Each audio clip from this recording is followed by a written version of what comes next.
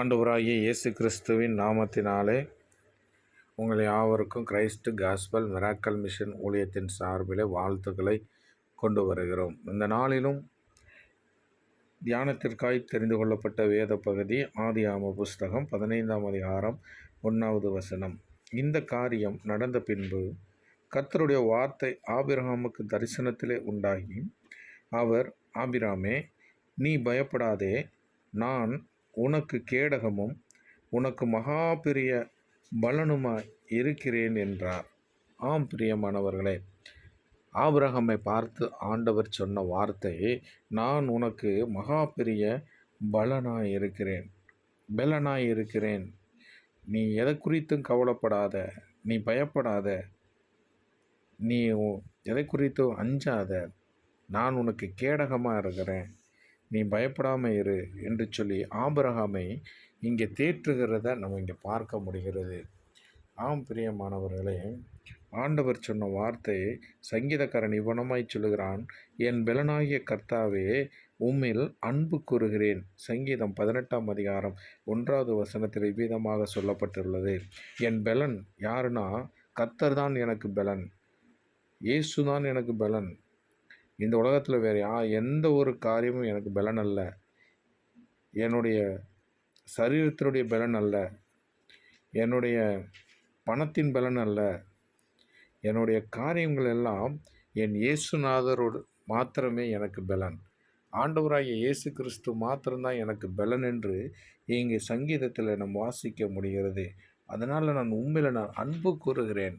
ஏன்னா எனக்கு பலனாக நீங்கள் இருக்கீங்க ஆண்டவரே, எனக்கு பலனாய் நீங்கள் தான் இருக்கீங்க, என் வாழ்க்கையில் நீங்கள் தான் என் கூட இருக்கீங்க, எனக்கு எல்லாவற்றிலும் எல்லா காரியத்திலையும் எனக்கு பலன் தந்து என்னை நடத்துகிற ஆண்டவர் நீர் ஒருவர் மாத்திரம் என்று சொல்லி சங்கீதக்காரன் அதனால் அவர்கள் இன்னும் அன்பு கூறுகிறவனாக காணப்படுகிறார்.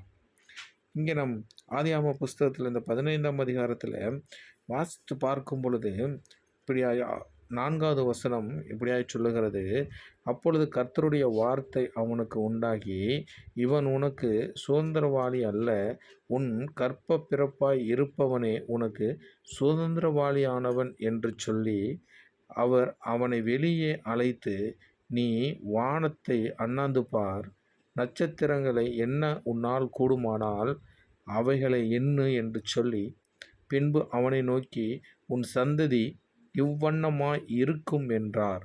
அவன் கர்த்தரை விசுவாசித்தான், அதை அவர் அவனுக்கு நீதியாக எண்ணினார். ஆபிரகாமுடைய வாழ்க்கையில் பார்த்தோம்னா, அவனுக்கு குழந்தை இல்லை, குழந்தை இல்லாமல் கஷ்டப்படும் பொழுது அங்கே ஆகார் மூலியமாக ஒரு குழந்தையை பெற்றெடுக்கிறான். ஆனால் இதுதான் என்னுடைய சந்ததின்னு நினச்சிட்டு இருந்தான். ஆனால் ஆண்டவர் ஆபிரகாமை நோக்கி சொல்லுகிறார், இது உன்னுடைய சுதந்திரவாளி அல்ல, இது உன்னுடைய சந்ததி அல்ல, உன்னுடைய கற்ப பிறப்பில் பிறக்கிற தான் உனக்கு சுதந்திரவாளி என்று வேதம் சொல்லுகிறது. ஆண்டவர் அப்படியாய் சொல்லுகிறார், இது உனக்கு சுதந்திரவாளி அல்ல, உன்னுடைய பிறப்பில் உண்டாகிற அந்த கருதான் உனக்கு சுதந்திரவாளி என்று சொல்லி, நீ வெளியே கூட்டிகிட்டு வந்து நீ வானத்தை அண்ணாந்து பாரு, இந்த நட்சத்திரத்தெல்லாம் உன்னால் எண்ண முடியுமா, எண்ணி சொல்லு, அவ்வளவு காரியம், அவ்வளவு பெரிய ஒரு அற்புதத்தை வாழ்க்கையில் நான் செய்ய போகிறேன். அப்படிப்பட்ட ஒரு வாழ்க்கையில் உன் சந்ததியை அப்படி ஒரு நட்சத்திரத்தை எண்ண கூடுமானால் அவ்வளவு பெரிய ஒரு சந்ததியை நீ பார்க்க போகிற. உன் சந்ததியை நான் அந்த விதமாக ஆசீர்வதிக்க போகிறேன், உன் சந்ததியை அந்த விதமாக நான் கொண்டு வரப்போகிறேன், உன் சந்ததியை நான் உலகத்தில் உள்ள ஜனங்களெல்லாம் பார்த்து ஆச்சரியப்படும்படியான காரியமாய் ஒரு பெரிய ஒரு அற்புதத்தை வாழ்க்கையில் நான் செய்ய போகிறேன் என்று ஆபிரகாமுக்கு ஆண்டவர் சொல்லுகிறார். ரூத்து 2ஆம் அதிகாரம் 12வது வசனம் இப்படியாய் சொல்லுகிறது, உன் செய்க்கு தக்க பலனை கர்த்தர் உனக்கு கட்டளையிடுவாராக, இஸ்ரவேலின் தேவனாகிய கர்த்தருடைய செட்டைகளின் கீழ் அடைக்கலமாய் வந்த உனக்கு அவராலே நிறைவான பலன் கிடைப்பதாக என்றார். நம்ம பார்க்குறோம், ரூத் அந்நிய தேசத்தில் இருந்து வந்தாலும்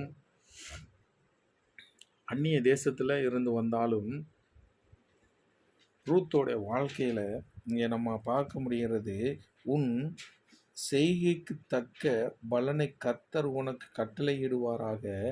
இஸ்ரவேலின் தேவனாகிய கர்த்தருடைய செட்டைகளின் கீழ் அடைக்கலமாய் வந்த உனக்கு அவராலே நிறைவான பலன் கிடைப்பதாக என்றான்.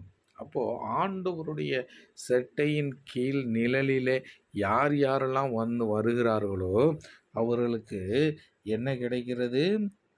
நிறைவான பலன் கிடைக்கிறது. அவர்களுக்கு ஒரு குறைவு கிடையாது.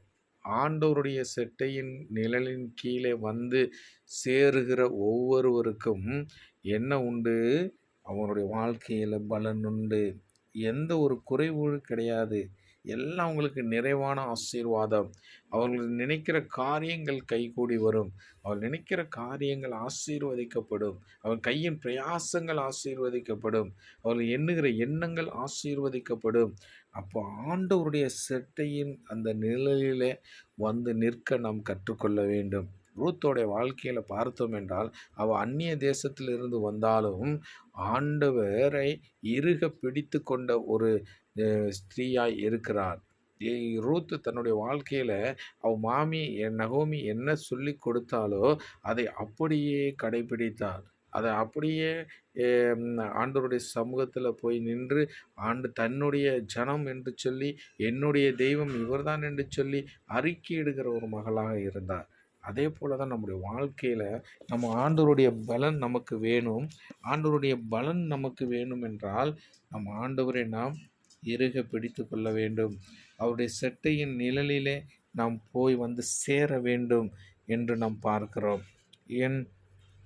எரேமியா 6ஆம் அதிகாரம் 14வது வசனம் இப்படியாக சொல்லுகிறது, நிச்சயமாக நான் உன்னை ஆசீர்வதித்து உன்னை பெருக பண்ணுவேன் என்றார். நிச்சயமாகவே நான் உன்னை ஆசீர்வதித்து உன்னை பெருக பண்ணுவேன் என்றார். அப்போது நம்ம பார்க்கிறோம், ஆபிரகாமுக்கு அழைத்த ஆண்டவர் வீதமாக தான் சொன்னார், உன்னை நான் ஆசீர்வதிப்பேன், உன் சன்னதியை நான் பெருக பண்ணுவேன் என்று சொல்லி அவனுக்கு வாக்குத்தத்தத்தை கொடுத்தார். அவன் நம்பினான், ஆண்டவர் அவனை ஆசீர்வதித்தார். ரூத்தோடைய வாழ்க்கையில் நாம் பார்க்கும் பொழுது அவருடைய செட்டையின் நிழலின் கீழே வந்து சேர்ந்ததுனால அவளுக்கு வாழ்க்கையில் எல்லா நிறைவான ஆசீர்வாதம் கிடைத்தது என்று பார்க்கிறோம். அப்போது இங்கே எபிரேயரில் எழுதப்பட்டிருக்கிறது 6ஆம் அதிகாரம் 14வது வசனத்தில், நிச்சயமாக நான் உன்னை ஆசீர்வதித்து உன்னை பெருக பண்ணுவேன். அப்போ ஆண்டவர் சொன்ன அந்த வாக்குத்தத்தம் நம்முடைய வாழ்க்கையில் அது நிறைவேறும்.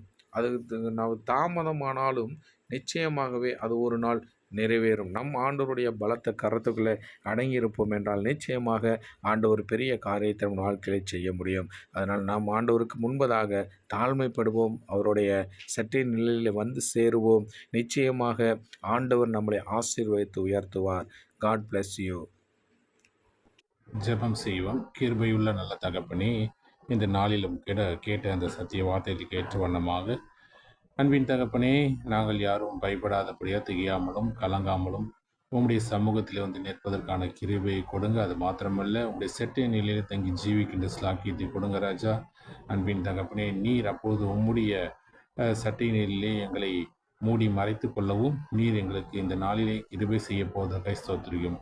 தொடர்ந்து எங்களை எடுத்து பயன்படுத்துங்க, பாதுகாத்து கொள்ளுங்க, பராமரிக்க வேண்டிய நாளிலே நாங்கள் எடுக்கிற எல்லா முயற்சிகளுக்கும் தேவ கிருபை, தேவ பலன், ஆசீர்வாதம் இருந்து எங்களை விசேஷமாக வழிநடத்தும். துதிகன மகிமை உமைக்கு ஏற்படுத்தி ஜெபம் கேளும் அன்பின் நல்ல தகப்பனை. ஆமீன். ஆத்மாவை கர்த்தரை ஸ்தோத்திரி, உள்ளமே அடுப்பசு நாமத்தை ஸ்தோத்திரி.